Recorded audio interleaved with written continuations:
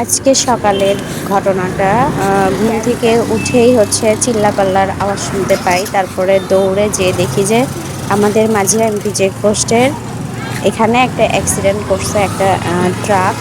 তো এখানে ২ জনের অবস্থা একটু মানে আহত হইছে।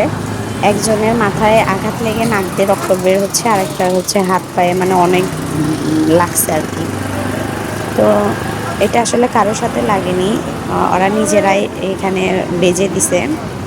মানে ঘুমের তালে হয়তোবা। রাস্তার পাশে যে ইউটার্ন গুলা থাকে এগুলোর সাথে আসলে এরা বেজে দিছে। এই যে ড্রাইভার এটা, এই ড্রাইভারের পায়ে অনেক জোরে লাগছে আরকি। সবাই আমাদের এলাকার সবাই তাদের বরফ দিচ্ছে, পানি দিচ্ছে, দিয়ে সহযোগিতা করতেছে। তো এই হচ্ছে অবস্থা। সবারই উচিত দেখে শুনে গাড়ি চালানো। আসলে সারারাত ঘুম পাড়া হয় না জন্য এই সময় মানে সকালের সময় তাদের ঘুম ধরে আর তারা এরকমভাবে অ্যাক্সিডেন্ট করে।